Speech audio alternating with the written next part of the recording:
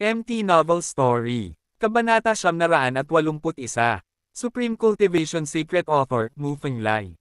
Sa sandaling lumabas si Lu Chen at ang iba pa mula sa burol, daan-daang mga halimaw na mandirigma ang sumugod upang salubungin sila. Ang Yaozu team noon pa man, ayaw nilang umalis, pero nanatili at hinintay si Anyo. Bagamat hindi malaki ang pagkakataong lumabas si Anyo, kailangan pa rin nilang maghintay. Sa hindi inaasahang pagkakataon, wala pang 5 oras ay lumabas si Anyo na labis nilang ikinagulat at labis na ikinatuwa. Sa oras na iyon, inabot sila ng 20 oras upang makarating sa labas ng perimeter ng burol. Pagkatapos, nang marating nila ang pangunahing lugar, binugbog sila ng mga ligaw na tigre sa kalagitnaan ng ika-9 na yugto, at nawala ang isang katlo ng lakas tao. Miss Anyo, ang bilis ninyong lumabas, hindi ba kayo nakalusot sa perimeter? Tanong ng nangungunang Yaozu warrior.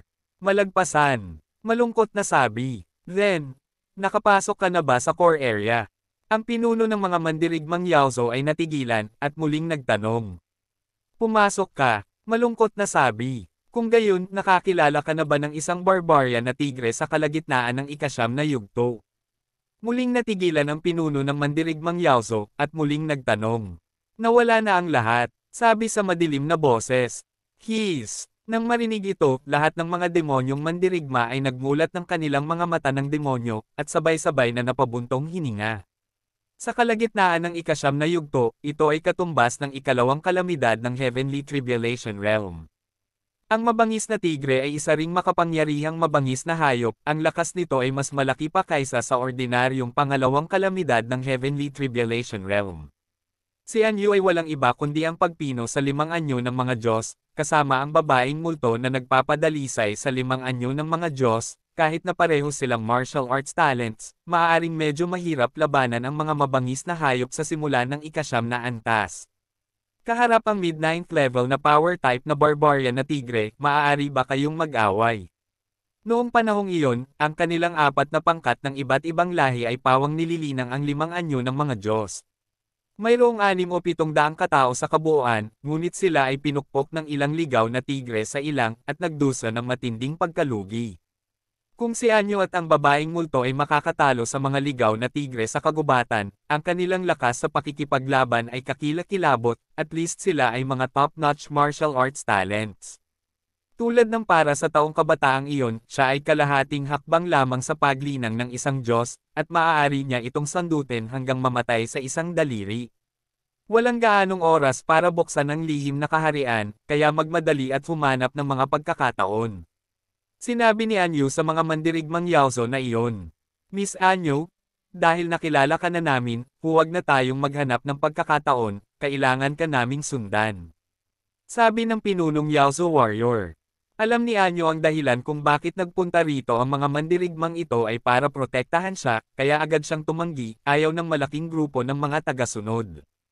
Miss Anyo, hindi ka namin sasamahan sa paglalakad, kailangan lang naming sumunod sa malayo at hinding-hindi ka makakaapekto sa anumang paraan. Sinabi ng pinuno ng mandirigmang Yaozu, at hindi siya maitaboy. Bagamat hindi masyadong maganda ang sitwasyon ng pamilya ni Anyo, ang mataas na katayuan ng pamilya ni An sa pugad ng demonyo ay kailangan pa ring tingnan ng mga ordinaryong mandirigmang ito. Bago pumasok sa Secret Realm, maraming Yaozu warriors ang nakatanggap ng notice para protektahan ang pamilya ni Miss Anne. Wala silang magagawa kung hindi magkita si Anyo. Ngayong nagkita na sila, kailangan nilang pasanin ang kaligtasan ni Anyo, at siguradong hindi na nila ito maitaboy. Tapos sumunod kayong lahat sa likod.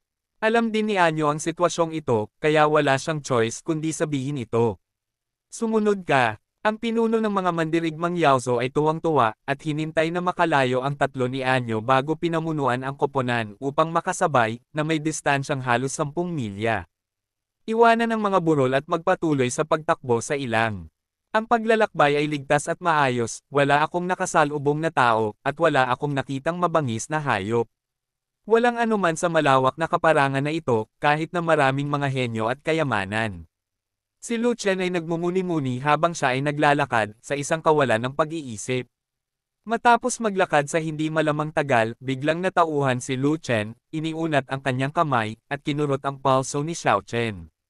Lu Chen, ano ang gagawin mo? Hindi alam ni Anyu kung ano ang gagawin ni Lu Chen, kaya mabilis siyang nagtanong. Boss, wag dito. Andito na si Anyu. Hindi alam ni Xiao Chen kung ano ang gustong gawin ni Lu Chen, naisip niya na gusto iyon ni Lu Chen, agad siyang nataranta, namula ang mukha, parang USA ang tibok ng puso niya. Take off your guard. Hindi man lang nag-abalang magpaliwanag si Lu Chen kay Xiao Chen, kaya nagutos na lang siya. Oh, tumugon si Xiao Chen, at walang malay na naghubad. Hoy, hindi ko sinasabing habarin mo ang iyong damit, kundi tanggalin mo ang iyong mga panlaban sa pag-iisip. Nagmamadali si Lu Chen nang makita niya ito. Medyo nalito si Xiao Chen, hindi naiintindihan ang ibig sabihin ni Lu Chen. I'll go? Matagal na kayo ni Shorty Zeman, nabuo mo na ba itong ghost habit? Galit na sabi ni Lu Chen. Yun na nga, sinabihan kami ni Master na magtanggal ng bantay, kumbaga, maghubad na kami ng damit. Hindi kami makatanggi ni Xiao Dai, kailangan naming mag-alis. Sabi ni Xiao Chen. Araw-araw mo ba itong binabawas? Nagtataka na tanong ni Lu Chen. Oo, medyo mabigat ang ehersisyo ni Master, at araw-araw natin itong idiskarga. Sa sandaling matapos magsalita si Xiao Chen, si Anyu sa tabi niya ay namumula, at gustong humanap ng siwang para makalusot. Kaya nga, sinanay ka ng mga patay na dwarf na bumuo ng mga nakakondisyon na tugon. Hindi iyon gaanong inintindi ni Lu Chen, bumantong hininga lang siya, at pagkatapos ay seryosong sinabi, alisin mo ang iyong mga panlaban sa pag-iisip, ang aking kamalayan ay papasok sa iyong dagat ng kamalayan, at may iiwan para sa iyo. Oo. Tumugon si Xiao Chen nang hindi nagtatanong kung ano ang nangyayari, binitawan niya ang kanyang mga depensa sa isip at hinayaan ang kamalayan ni Lu Chen na kontrolin ang kanyang dagat ng kamalayan. Ikaw ay isang multo, at mayroon kang banayad na martial arts, kaya mas bagay ka sa paggamit ng dark martial arts. Pagkatapos magsalita ni Lu Chen, nag-iwan siya ng makapangyarihang martial skill sa dagat ng kamalayan ni Xiao Chen. Ang bangungot, isang mid-level na sword combat skill, ay kulang sa ikalawang kalahati, ngunit napakahalaga pa rin. Dati, wala siyang pag-iisip, naghahanap lamang ng angkop na kasanayan sa pakikipaglaban para kay Xiao Chen sa kanyang memorya. Sa huli, tumagal ng maraming oras upang mahanap ang pinaka-nakakatakot na bangungot na diskarte sa labanan. Ito ay, tumingin si Xiao Chen sa Sea of Consciousness, at natigilan siya sa mismong lugar, halos hindi makapaniwala sa katotohanan ito. Ang galing mo, basta mag-ensayo ka ng mabuti, mamaster mo na ang essence sa maikling panahon. Sabi ni Lu Chen. Salamat boss. Nagulat at natuwa si Xiao Chen. Ano ang naiwan mo sa dagat ng kamalayan ng Xiao Chen? Curious na tanong ni Anyu. Lihim. Ngumiti si Lu Chen. Sekreto. Mabilis na. Sumang-ayon si Xiao Chen. Natural, hindi maaaring ipaalam ni Anyu kay Anyu ang tungkol sa gayong mataas na antas ng mga kasanayan sa pakikipaglaban. Walang paraan, si Anyu ay mula sa Yaozo, hindi mula sa Fnatic Legion, at hindi pa rin siya mula sa kanyang sarili. Napakahiwaga. Wala na akong pakialam sa iyo. Panipi. Tinitigan ni Anyu si Lu Chen, at tumigil sa pagtatanong. Pagkatapos noon, si Lu Chen ay puno ng lakas at hindi na nag-absent-minded. Sa halip, pagkakataon na ni Xiao Chen na mataranta, at kailangan niya ng taong kaladkarin siya palayo, kung hindi ay mabangga siya ng puno anumang oras. Kasi, sobrang lakas talaga ng attraction ng mid-tier combat skill sa sky level. Ang mahinang combat power ni Xiao Chen ay sanhi ng kanyang mababang kakayahan sa pakikipaglaban. Sa makatuwid, hindi nakayanan ni Xiao Chen ang tukso ng mga bagong kasanayan sa pakikipaglaban, at habang naglalakad, hindi niya maiwasang isaulo ang puso at mga formula ng bangungot. Makalipas ang isang oras, nakarating kami sa gilid ng ilang. Walang ilang dito, walang buhangin, tanging hindi mabilang na kakaibang hugis na mga taluktok. Kabanata 982. Supreme Cultivation Secret Author, Mu Fenglai. Ang kakaibang hugis ng mga taluktok na iyon, nakakalat sa taas at mababa, pinaghalo-halong pataas at pababa, tila isang espada na walang mga panuntunan mula sa malayo. O ang taybak ay nakaharap sa langit, o ang taybak ay tumatagos sa lupa, o ang taybak ay nakahilig sa taluktok, o ang taybak ay nakahandusay sa lambak, o ang taybak ay nakabaluktot sa isang tulay. Ang bawat taluktok ng bundok ay may iba't ibang mga hugis, sa iba't ibang pose at may iba't ibang mga ekspresyon, puno ng mga kababalaghan, tulad ng isang teibak na Diyos na sumasayaw ng isang teibak, nag-iiwan ng sunod-sunod na mga taluktok ng espada sa mundo. Ang dalawang taluktok sa harap na dulo ay may parehong hugis, tulad ng dalawang espada na tumutusok sa lupa, ang mga taluktok ay libu-libong talampakan ang taas, marilag at marilag. Sa pagitan ng dalawang taluktok, may malawak na lambak. Ito ang tanging paraan upang makapasok sa mga taluktok na ito, at ito rin ang tanging paraan upang lisanin ang kaparangan mula sa direksyong ito. Sa bakanan ng lambak, nakatayo ang isang malaking stone tablet na may tatlong malalaking karakter na nakaukit dito, Chaos Sword Mountain. Ang hindi mabilang na mga bundok ay parang mga espada, ngunit walang mga patakaran. Kakaiba kung walang kaguluhan. Tumangala si Lu Chen sa malayo, sumulyap sa mga parang espadang taluktok na iyon, at sinabing, gayunpaman, ito rin ay isang magandang lugar para magsanay ng mga espada. Gusto mo bang magsanay ng mga espada dito? Hindi ko kailangang intindihin ang aking mga kasanayan sa pakikipaglaban sa espada, hanggat tumataas ang antas ng aking paglilinang, susunod ang kapangyarihan. Sabi ni Anyu, Boss, ang mga swordmasters na may kasanayan sa pakikipaglaban ay hindi kailangang maunawaan ang anumang mga espada, tanging mga swordmasters na walang kasanayan sa pakikipaglaban ang kailangang maunawaan ang mga espada. Sinabi ni Xiao Chen, ang mga bundok na ito ay parang mga espada, na may mahinang layunin ng espada, napakaangkop para sa paglilinang ng espada at kaliwanagan. Kung alam ni Shangguan ang tungkol sa lugar na ito, pupunta siya rito ng desperado. Sa tingin ko ay napagtanto na ni Shangguan Jin ang espada dito, kung hindi, bakit hindi mo siya nakikitang sumali sa Legion? Ngumiti si Lu Chen at sinabi iyon. Sa katunayan, nang makita niya ang mga taluktok na ito sa unang pagkakataon, iniugnay niya ang lugar na ito sa Shangguanjian. Kung walang aksidente, pagkatapos makapasok sa lihim na kaharian, maaaring lumitaw si Shangguan dito, o dumaan dito, kaya nanatili siya upang maunawaan ang espada. Si Shangguan Jin ay isang cultivator ng espada at isa ring sword idiot. Kapag nakilala niya ang perpektong lugar upang mapagtanto ang espada, makakalimutan pa niya ang kanyang apelyido. Paano siya magiging handa na umalis? Parang hindi maigalaw ni Lu Chen ang kanyang mga paa nang makakita siya ng isang kayamanan. Mukhang may sense. Medyo naintindihan ni Xiao Chen. Sa pagdaan sa lambak, ang isa ay pumapasok sa hindi mabilang na parang espada na mga taluktok ng bundok. Ang mga taluktok ay nag-iba-iba, at ang mga lambak ay nagsasagupaan at nagsasagupaan. Ito ay halos isang malaking maze, at madali para sa mga tao na mawala dito at hindi mahanap ang tamang daan palabas. Ang mga babae ay ipinanganak na mga hanggal sa kalsada na may mahinang pakiramdam ng direksyon, at ang mga mangkukulam at multo ay walang pagbubukod.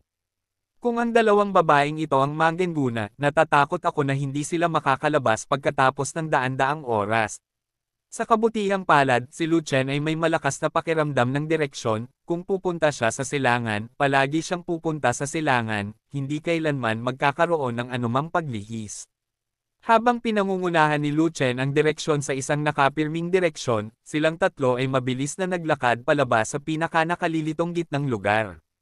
Ang pangkat ng mga mandirigmang Yaozo na sumusunod sa likuran ay walang kasing lakas ng direksyon tulad ni Lu Chen. Pagkatapos maglakad sa mga bundok na ito, nawala sila sa kanilang landas hindi nagtagal. Tulad ng isang grupo ng mga manok na walang ulo, isang grupo ng mga halimaw ang umiikot sa paligid ng bundok, hindi man lang umabot sa gitnang lugar. Hindi nagtagal pagkatapos niyang lumabas sa gitnang lugar, si Lu Chen ay naging mas nalilito at seryoso. Sapagkat sa mga taluktok ng bundok na ito na parang espada, mayroong isang hindi mailalarawan at hindi maipaliwanag na masamang espiritu ng hindi malinaw. Ang ganitong uri ng masamang espiritu ay hindi katulad ng masamang espiritu ng mga Yaozo, at ito ay napakapayat. Kung hindi mo ito pagmamasid mabuti, hindi mo ito mahahanap. Ang pinakamalaking problema ay ang mga masasamang espiritu na iyon ay gustong salakayin ang kanyang katawan, ngunit sila ay naharang ng proteksyon na asensya. Anyo, galing ka sa Yaozo, may napansin ka ba? Biglang tanong ni Lu Chen. Siyempre napansin ko. Pagpasok ko pa lang sa bundok, nadiskubre ko ang masamang espiritu dito. Tumango si Anyo, at sinabing muli, ang ganitong uri ng halimaw na aura ay hindi nagmumula sa angkan ng halimaw, ngunit ito ay ginawa, na medyo bihira. Sino ba ang boring na lumikha ng masamang espiritu dito? Tanong ulit ni Lu Chen. Hindi ko alam kung sino ito. Gayunpaman, sa pugad ng halimaw, paminsan-minsan ay may isang makapangyarihang tao na gustong lumikha ng isang bagay, at ito ay tumutugma din sa ilang kakaibang aura. Sabi ni Anyu, ang mga taluktok na ito ay parang mga espada, at may kakaibang masamang espiritu, sa palagay ko ito ay upang madagdagan ang layunin ng espada. Palakihin ang layunin ng espada ng bundok. Saglit na nag-isip si Lu Chen, at mabilis na nagtanong, ang Chaos Sword Mountain ay may halimaw na aura, kaya ibig sabihin ay nilikha ito ng kapangyarihan ng angkan ng halimaw. Kung wala na, yun na.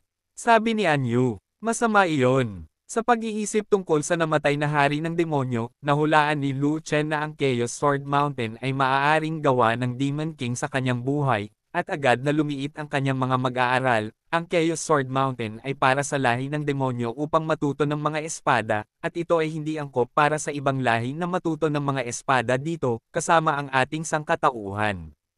Hindi mo naiintindihan ang espada. Naging balisa si Lu Chen. Magkakaroon ng mga problema kung mauunawaan ng sangkatauhan ng espada sa lugar na ginawa ng lahi ng halimaw. Ngunit kung ano ang mangyayari, hindi niya alam, ni hindi niya narinig. Napakaraming bundok na ang nalakad namin, pero wala pa kaming nakikitang palatandaan ng Shangguanjin, baka wala siya dito. Hulaan ni Xiao Chen. Sana hindi dumating si Shangguan, kung hindi, hindi ko alam kung ano ang mangyayari, pabayaan ang anumang gulo. Huminga ng malalim si Lu Chen, naramdaman na ang sinabi ni Xiao Chen ay makatwiran din, kaya niluwagan niya ang kanyang isip. Sumunod na sandali, ang pusong kanina pa pinakawalan ay muling sinuspinde. Dahil, isang pamilyar na boses ang nagmula sa malayo. Patayin! Isang malakas na dagandong ang dumiretso sa kalangitan, na naglalaman ng walang katapusang layunin ng pagpatay, na gustong patayin ang lahat sa mundo. Ang dagandong na iyon ay napakapamilyar kay Lu Chen, iyon ay boses ni Shangguanjin. Nandito na si Shangguan. Kung hindi masuspend ang puso ni Lu Chen, mapupunta siya sa impyerno. Bilis, pumunta ka at tingnan mo. Binuksan ni Lu Chen ang Imperial Lightwalk, naglakad ng 10-10 milya, at tumakbo patungo sa pinanggalingan ng boses ni Shangguanjin.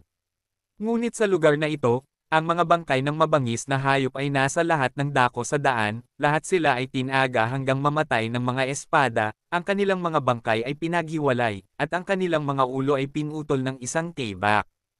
Ang mga mabangis na bangkay ng hayop na iyon ay may lahat ng rank, quasi 9th rank, early 9th rank, mid 9th rank, at kahit late 9th rank. Lalong lumakas ang combat power ni Shanghai Jin. Mukhang marami na siyang napala sa pagpapaliwanag ng espada rito. Nakilala ni Lu Chen ang mga marka ng espada ni Shangguanjin, at kinumpirma rin na ang mga mababangas na hayop na ito ay pinatay ni Shangguanjin, kaya hindi niya maiwasang humanga. Pagkatapos naming sundan ang lugar kung saan naroon ang bangkay ng mabangis na hayop, hindi nagtagal ay nakarating kami sa isang malawak na ilog. Gayunpaman, sa ibabaw ng ilog na ito ay kumukulo tulad ng kumukulong tubig, at ang espiritu ng hayop ay napakalaki. Ang mga grupo ng kakaibang isda ay lumalangoy sa ilog, umiikot na walang tigil, tulad ng isang malaking whirlpool na nakapalibot sa isang tao sa gitna ng ilog. Bukod dito, paminsan-minsan, ang kakaibang isda ay aalis sa vortex team at sasalakayin ang tinubkob na tao.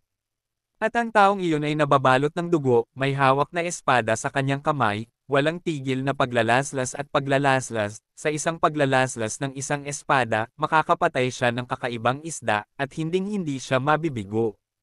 Damn it! There are thousands of strange fish here, anong isda ang tinakbo niya sa ilog para patayin?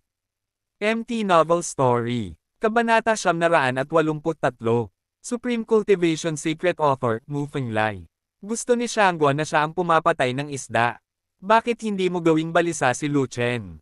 Ang mga kakaibang isda sa ilog ay pawang mga quasi 9th rank, na hindi isang mababang rango.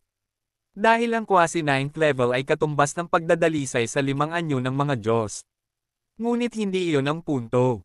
Ang punto ay, mayroong kasing daming kakaibang isda sa ilog na may 10,000 man lang. Sa kaharian ng sangkatauhan, mayroong 10,000 malalakas na lalaki na naglilinang ng 5 anyo ng mga Diyos, at mayroong tamang hukbo ng 5 anyo ng mga Diyos. Kung nasa lupa, hindi problema.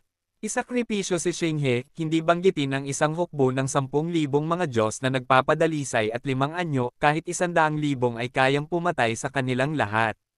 Gayunpaman, nanghihina si Xinghe kapag nakatagpo ito ng tubig at hindi niya maisigawa ang nararapat nitong kapangyarihan. Ang ganitong uri ng pamamaraan ng pagpatay ng grupo ng kalawakan ay angkop lamang. Para sa lupa at hangin, hindi para sa tubig. Gusto ng Shanghai. Walang pagpipilian si Lu Chen kundi itaas ang kanyang boses at sigawan si Shang Guanjin na nasa gitna ng ilog, napakaraming kakaibang isda, bilasan mo. Gayunpaman, pagkatapos ng ilang sunod-sunod na tawag, hindi tumugon si Shang Guanjin, na parang hindi niya narinig ang tawag ni Lu Chen, nilalaslas pa rin niya ang isda gamit ang kanyang espada, na parang hindi siya titigil hanggang sa mapatay niya ang lahat ng isda. Nababalisa si Lu Chen, kapag ang mga kakaibang isda na iyon ay naglunsad ng tadong pag-atake, hindi na magtatagal ang Shangguan. Kaagad, walang pakialam si Lu Chen, dahil hindi ito kailangan ni Xinghe, ginamit lang niya si Fan Tian para lumaban, sunggaban muna si Shang Guanjin sa pampang. Huwag kang pumunta sa tubig. Sa sandaling ito, dumating sina Xiao Chen at Anyo, at pareho silang bumaril at inagaw pabalik si Lu Chen na malapit ng lamusong sa tubig. Don't pull me. Just stay on the shore. Wait until I pulled Shang Guanjin back, parang may mali sa lalaking ito. Si Lu Chen ay labis na nababalisa, at inutusan ang dalawang babae. Anong meron sa kanya? Tanong sa madilim na wika. Kahit anong tawag ko sa kanya, hindi siya sumasagot, para siyang bingi. Sabi ni Lu Chen, hindi. May kakaibang isda na umaatake sa kanya mula sa likuran, at alam niya kung paano ito iwasan, at mabilis siyang nag-react. Nakikinig lang ito sa tunog, at maayos na ang kanyang mga tainga. Saglit na tinitigan ni Anyu si Shang Guanjin, pagkatapos ay sinabi iyon. Kung ganoon bakit hindi niya ako pinapansin? Kumunat ang noo ni Lu Chen. Siya ay desperadong lumalaban, ganap na hindi pinapansin kung gaano ito mapanganib, na parang siya ay baliw. Sabi ni Xiao Chen, hindi siya baliw, baliw siya. Saglit na nag-isip si Anyo, ngunit pagkatapos ay sinabi, ang bundok Roangian ay may kakaibang demonyong aura.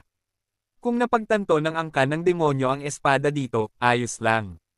Ang aming angkan ng demonyo ay hindi natatakot sa pagsalakay ng mga demonyong aura na iyon. Kung ang ibang mga lahi ay narito upang mapagtanto ang espada at tumanggap ng masasamang espiritu sa kanilang mga katawan, magkakaroon ng mga problema.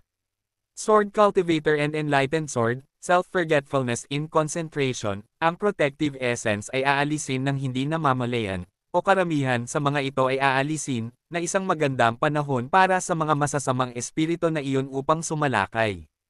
Kapag ang masamang espiritu ay pumasok sa katawan at ginulo ang mga meridian, madaling mabaliw sa Wujian. Ang paghatol ni Anyo ay pareho sa naunang hula ni Lu Chen. Gusto ni Shangguan na pumunta sa lugar na eksklusibo sa mga Yaozo para magsanay ng mga espada. Kung walang mangyayari, may mga multo. May paraan ba para matulungan si Shang Guanjin na iwaksi ang masamang espiritu sa kanyang katawan?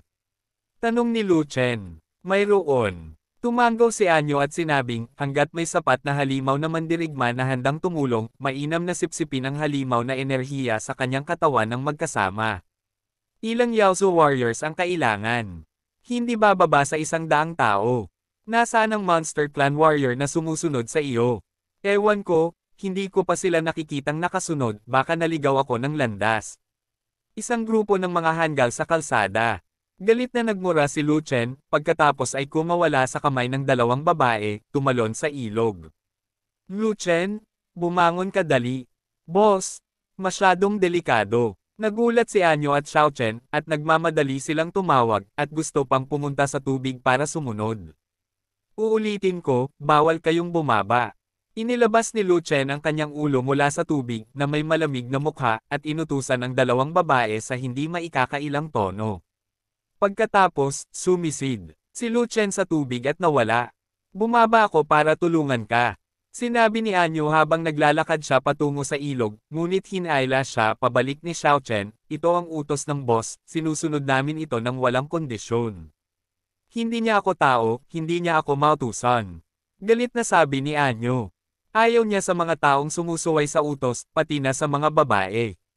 Sabi ni Xiao Chen, itong lalaking ito talaga. Nang marinig ito, Nena si Anyo, "It's perverted and domineering, I hate it to death." Chi, hate to hate, pero ang katawan ay napakatapat pa rin. Sa pag-aakalang ayaw ni Lu Chen sa mga taong masuwean, nakaramdam si Anyo ng kawalan ng magawa sa ilang kadahilanan, kaya kinailangan niyang manatili kay Xiao Chen na nakatenterhook, hindi ng ahas na lamusong sa tubig. Sa katunayan, alam din ni Anyo kung gaano kadelikado ang ilog at ang mga isda ay maaaring magkaroon ng malaking kapangyarihan sa tubig. Siyempre, kaya pa rin niyang pumatay ng 12-dosenang kakaibang isda na parang ikasyam na antas. Ngunit mayroong libu-libong kakaibang isda sa ilog. Paano niya ito pinatay? Parang pinatay na. Mula nang uminom siya ng 9-pattern Yaoxing pill, ang kanyang talento ay tumaas sa mas mataas na antas, ang kanyang potensyal ay lumago, ang kanyang lakas ay lumakas, at iniisip pa niya na nalampasan niya si Lu Chen. Pakiramdam niya ay hindi niya kayang labanan ang mga isda sa ilog. Hindi ba't nililigawan si kamatayan na si Lu, na mas masahol pa sa kanya, ay lumubog sa tubig. Sa makatuwid, ang kanyang puso ay nakabitin na sa hangin. Sa oras na ito, natagpuan ng paaralan ng isda sa ilog na may pumasok muli sa tubig, at libu-libong kakaibang isda ang umalis sa koponan at dumiretso sa taong pumapasok sa tubig. Ang taong pumunta sa tubig ay natural na si Lu Chen. Hindi rin naging walang ingat si Lu Chen, hindi niya natapos ang pagpatay sa napakaraming kakaibang isda. Ang layunin niya ay agawin lamang si Shang Guanjin sa pampang, kaya natural na kailangan niyang gumamit ng ibang paraan. Kumuha siya ng hidden breath pill, at pagkatapos ay naglabas ng isang set ng water rune chain na may malalim na kahulugan ng water escape, at biniyayaan siya nito. Kaagad, ang buong katawan ay sumanib sa tubig, at ang hininga ay nawala, na parang wala. Nang sumugod ang mga kakaibang isda, nalaman nilang wala na ang mga tao, at walang target na salakayin, at nataranta ang lahat. Kalmadong lumangoy si Lu Chenyo sa mga kakaibang isda, at dumiretso sa Shang Guanjin sa gitna ng ilog. Patayin! Si Shang Guanjin ay parang baliw, mabilis na ini-swipe ang kanyang espada para pumatay ng isda, daan-daang kakaibang isda ang namatay sa ilalim ng kanyang espada. Ngunit si Shang Guanjin ay may galos din, puno ng dugo, gumuho, ngunit ang kanyang kalooban ay napakatibay. Bukod sa pumatay pa rin siya, hindi pinapansin na malapit nang maubos ang kanyang pisikal na katawan. Nang lumapit si Lu Chenyo kay Shang Guanjin, hindi napansin ni Shang Guanjin na may paparating, at pinatay pa rin niya ang isda. Si Lu Chen ay nagkaroon ng malapit na pakikipag-ugnayan kay Shang Guanjin, at alam niya na tama ang hula ni Anyu, at na si Shang Guanjin ay talagang nawala sa kanyang isip. Dahil namumula ang mga mata ni Shang Guanjin, ang kanyang paghinga ay hindi maayos, at ang kanyang isip ay nalilito. Ito ay isang tipikal na estado ng kabaliwan. Higit pa rito, mayroon pa ring mahinang demonyong aura si Lu Chen na bumabalot sa kanyang katawan. Gaya ng inaasahan, pumasok sa kanyang katawan ang mga kakaibang demonic aura na iyon, dahilan para maging magulo ang mga meridian at magdulot ng aksidente. Paano ay drag pabalik ang baliw na Shang Guanjin? Ito ay kung saan ito ay nakakalito. Nag-ulo ang katinoan ni Shang Guanjin, at pinapatay niya ang anumang buhay na bagay kapag nakita niya ito, na isang walang pinipiling pag-atake. Alam ni Lu Chen na sa sandaling magpakita siya, tatama sa kanya kaagad ang espada ni Shang Guanjin. Kung ganun, sasaktan muna kita. Si Lu Chen ay walang magawa, basta lumingon siya sa likod ni Shang Guanjin, handa siyang gumamit ng katas para patumbahin ang taong ito. Kabanata 984. Supreme Cultivation Secret Author, Mu Fenglai. Patayin! Biglang sumigaw si Shang Guanjin, at naglaslas pabalik gamit ang kanyang espada. Dahil lamang sa siya ay baliw at baliw, hindi ito nangangahulugan na siya ay mahirap pandinig. Napaka-abnormal ng kakayahan ng cultivator na makinig sa tunog at makilala ang posisyon.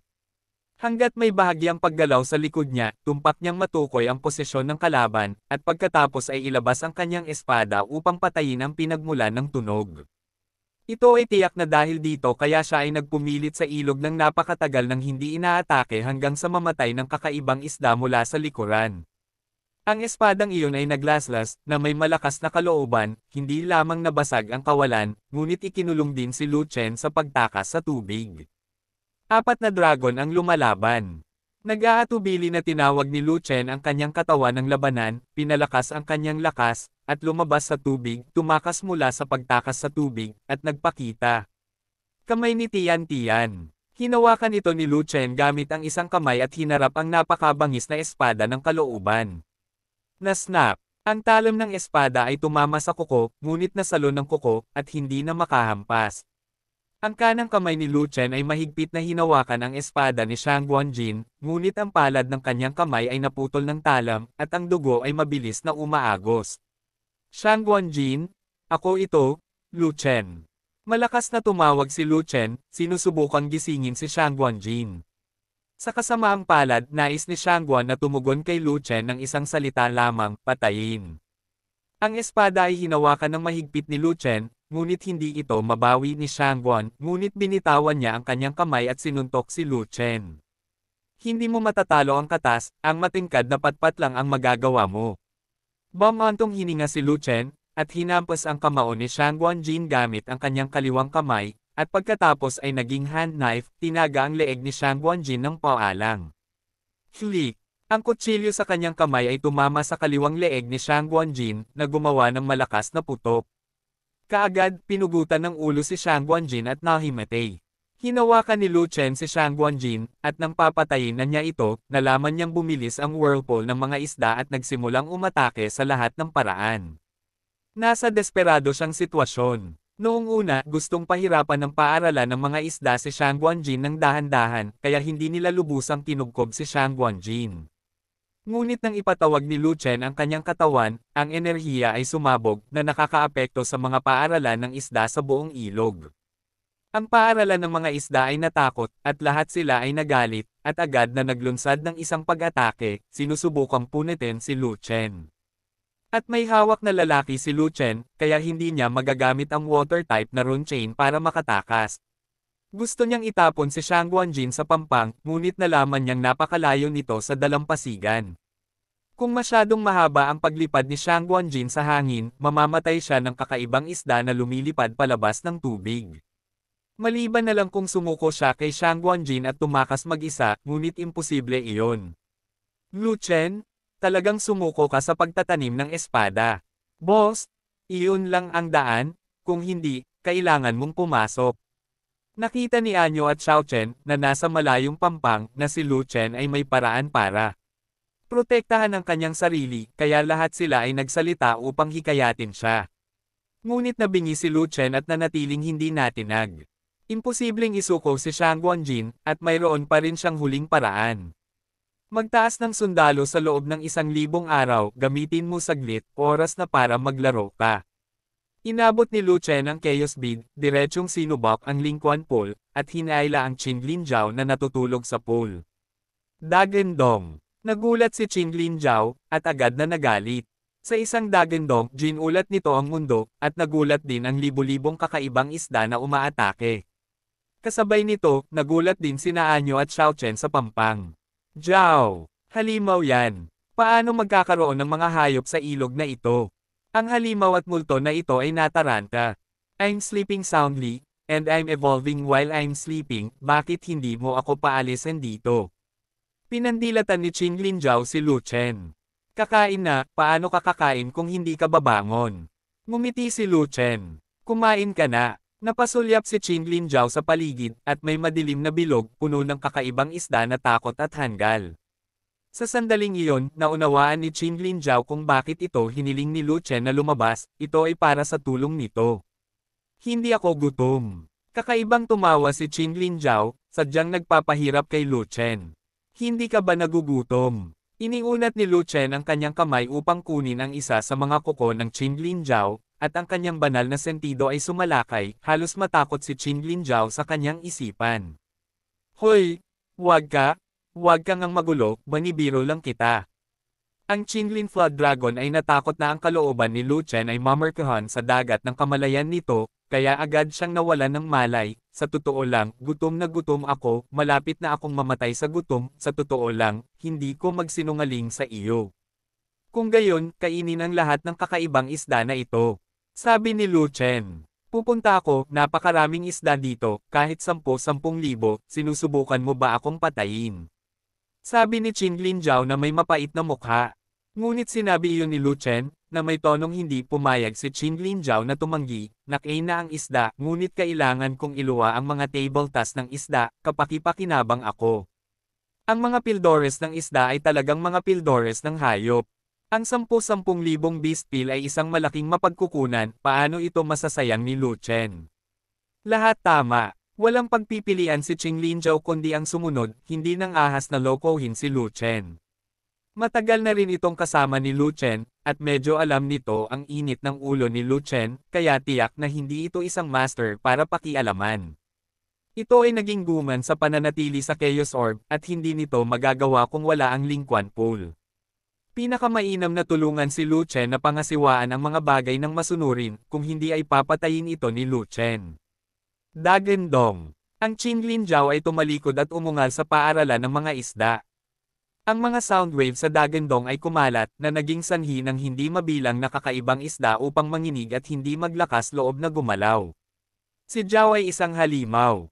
Ang kapangyarihang humahadlang ay katumbas ng kapangyarihan ng mga demigod na hayop, pangalawa lamang sa pagkakaroon ng mga Diyos na hayop, at may tiyak na kapangyarihang panunupil laban sa mga ordinaryong hayop. Higit pa rito, si Zhao ang hari ng mga hayop sa tubig, ang kaaway ng mga hayop sa tubig. Ang lahat ng mga hayop sa tubig ay may likas na takot kay Zhao. Bukod dito, ang Qin Linzhao ay nagtaas ng ilang antas sa Chaos Orb.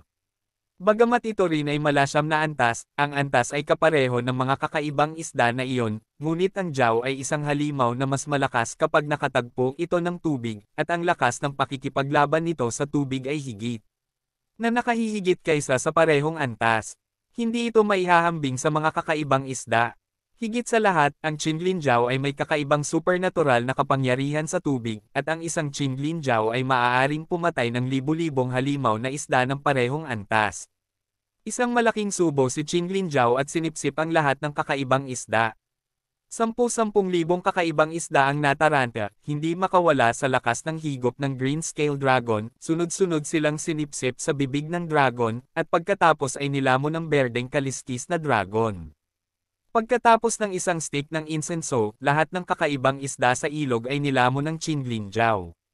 Well, ang tiyan ni Qin Linzhao ay lumaki ng mataas, na para bang siya ay buntis, at siya ay sininok pa, tila hindi na niya ito matiis. Sa susunod na mangyari to, wag mo na akong tawagan, baka mamaya mamatay ako. Habang busog na busog, sinabi ni Qin Linzhao, Nima, napakaraming isda ang pagkain na ito, tatagal ako ng kahit 1 taon. Halika ka ulit sa susunod, hindi na kita kayang hawakan hanggang kamatayan, ano ang kinakatakutan mo? Ngumiti si Lu Chen. Okay, lasing din ako kapag nakilala kita, walang pusong lalaki. Galit na sinabi ni Qin Linzhao, tapos na ako, babalik na ako sa Ling Quan Pool para matulog, kung hindi ako makatulog ng 7 araw at 7 gabi, hindi ito matutunaw ng isda sa tiyan ko. Don't worry, iabot mo muna ang mga gamit. Gayunpaman, hindi binuksan ni Lu Chen ang Chaos Orb at hindi pinapasok si Qin Linzhao, ngunit inabot niya ang kanyang kamay patungo kay Qin Linzhao. Ano yon? Wala akong utang sa'yo, wow. Panipi, kunwaring natulala si Qin Linzhao. Wala na kahit isang piraso ng fish pellet, iabot mo lahat, at hindi mo nakakailanganin, kaya itago mo ito para sa pagre-retiro. Kabanata 985. Supreme Cultivation Secret Author, Mu Fenglai.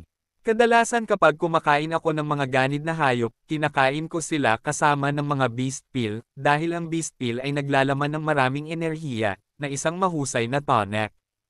Tinitigan ni Qin Linzhao si Lu Chen ng walang pasensya, at hindi nasisiyahang nagdaldalan, walang katulad mo na pumipitas at nagprito, kumakain ng kakaibang isda para sa iyo, at hiniling sa kanya na iluwa ang mga bulitas ng isda, napakasarap na cheapskate. Tama ka, 100%, kuripot ako. Ngumiti si Lu Chen. Sa espasyong iyon, nagbalat ako ng isang bangkos ng mga pildores ng hayop para sa iyo, hindi pa ba sapat iyon? Tusong pumikit si Qin Linzhao, at muling sinabi, kailangan ko talaga ang mga tabletang iyon ng isda, para may regalo mo sa akin ang mga ito. Anong kalokohan, iluwa mo dali, wag mo akong piliting gumamit ng paraan, tapos iluluwa mo pa. Direktang banta ni Lu Chen, at hindi man lang siya nag-abalang kausapin ang tusong lalaking ito. Grabe ka talaga, sumimangot si Qin Linzhao na nagpapakita ng pagkasuklem. Nang makitang walang puwang si Lu Chen para sa negosasyon, alam ni Qin Linjiao na hindi siya makakalusot, kaya kinailangan niyang iluwa ang tableta ng isda sa kanyang tiyan. Nagsuka siya ng higit sa 10,000 piraso, at halos na isuka ang lahat ng pawis, kaya malinis siyang samuka, pagkatapos ay tumalon sa Chaos Orb, nagtago sa Lingquan Pool at natulog. Inilagay ni Lu Chen ang lahat ng table tas ng isda sa Chaos Orb, kasama ang mga beast pill sa loob, inilagay ang mga ito sa malalaking balde at iniimbak sa isang sulok. Kahit na ang Qin Linjiao ay tuso at makapal ang balat, medyo natatakot pa rin ito kay Lu Chen at hindi nang ahas na nakawin ang mga gamit ni Lu Chen. Higit pa rito, ang Firefox ay gumagawa ng alchemy sa loob, at ito ay katumbas din ng isang tagamasid. Gaano man ko ang bibig ni Qin Linjiao, hindi siya nang ahas na gumalaw ng basta-basta. Nang hilahin ni Lu Chen si Shangguanzhen sa pampang, si Anyo at Xiao Chen ay nabigla pa rin at hindi naka-recover ng mahabang panahon. Hoy, bakit ang tahimik niyong dalawa, pareho kayong galit? Nang makitang tulala ang dalawang babae, hindi mapigilan ni Lu Chen na sabihin iyon. Paano si Zhao? Nakahinga ng maluwag si Anyo at nagtanong. Bumalik. Sabi ni Lu Chen. Halimaw si Zhao, paano mo nakuha? Tanong ulit ni Anyu. Saluhin mo, sabi ulit ni Lu Chen. Napakatuso ni Zhao, may malakas na pagpapahalaga sa sarili, mahirap paamuhin, at hindi ka Beastmaster, paano ka masusunod ng Zhao na iyon? Labis na naguluhan si Anyu. I don't know why. Anyway, it has to listen to me, otherwise, sasampalin ko. Ngumiti si Lu Chen, at casual na nagsalita, at hinayaan ito. Kung sakaling patuloy na magtanong si Anyu, hindi na niya maipaliwanag ng ganoon karami. Siya nga pala, ang pinakakagiat na gawain sa ngayon ay upang malutas ang problema ng pagkahumaling ni Shangguanjin. Kung hindi ito malulutas, ang Shangguanjin ay matatapos, at siya ay magiging parang bangkay sa hinaharap, ang buhay ay mas mabuti kaysa sa kamatayan. Lumapit si Anyu sa Shangguanjin, sinuri ito ng mabuti, at mabilis na nakagawa ng conclusion, ang cultivator ng espada ay nabaliw na kamakailan, at ang kanyang katinoan ay hindi pa ganap na gumuho, at siya ay maliligtas pa rin. At saka, ang sword cultivator ay may matibay na kalooban. Hanggang ngayon, subconsciously niyang nilalabanan ang masamang espiritu na sumasalakay sa kanyang katawan. Hanggat may tumulong sa kanya na alisin ang masamang espiritu sa kanyang katawan, ang kanyang mga meridian ay maibabalik, at ang kanyang katinoan ay maibabalik din. Gayunpaman, limitado lang ang kakayahan ko. Hindi ko siya matutulungan. Kailangan kong sumama sa monster team sa likod ko. Gayunpaman, ang koponan na iyon ay hindi pa nakakahuli hanggang ngayon, at dapat pa rin itong mawala. Nang marinig ito, galit na sinabi ni Lu Chen, hahanapin ko ang mga Luidiet na iyon at dadalhin sila dito. Kayo ni Xiao Chen ay mananatili at aalagaan si Shangguanjin. Mabilis na sinabi ni Anyo, kung magising siya at gustong pumatay ng tao, ano ang gagawin natin? Patumbahin mo siya. Bamantong hininga si Lu Chen, pagkatapos ay tumalikod at umalis. Sa Chaos Sword Mountain, ang mga halimaw na clan warriors na iyon ay parang isang grupo ng mga langaw na walang ulo, na gumagala sa mga lambak na tumatawid. Dahil maraming gulo, iniiba rin ang direksyon, at hindi ako makalabas kahit anong liko ko, nagmamadali na ako. Kung nanatili sila rito ng 12-dosenang araw, ang lihim na kaharian ay isasara, at kailangan nilang maghintay ng 1,000 taon upang makalabas. Kung tungkol sa haba ng buhay ng kanilang kaharian, natatakot ako na hindi sila mabubuhay ng 1,000 taon, at sila ay naging lows at fly ash.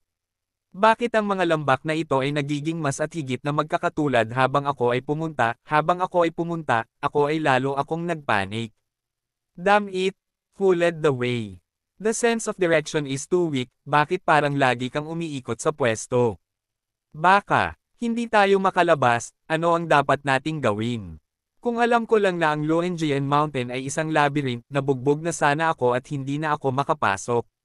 Ngayon ay tinatawag itong Tian-Tian Buchi, at dadidiing.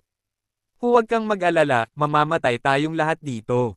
Pagkatapos ng 1,000 taon, tayo ay magiging isang tumpok ng Loes at lumipad sa buong Dunhuang Secret Realm. Huwag mo akong takutin, ayokong mamatay. Shut up for me? Hindi pa tayo patay, bakit panic? Hindi ka ba nagpapanik? Anong nanginginig ang mga paa mo?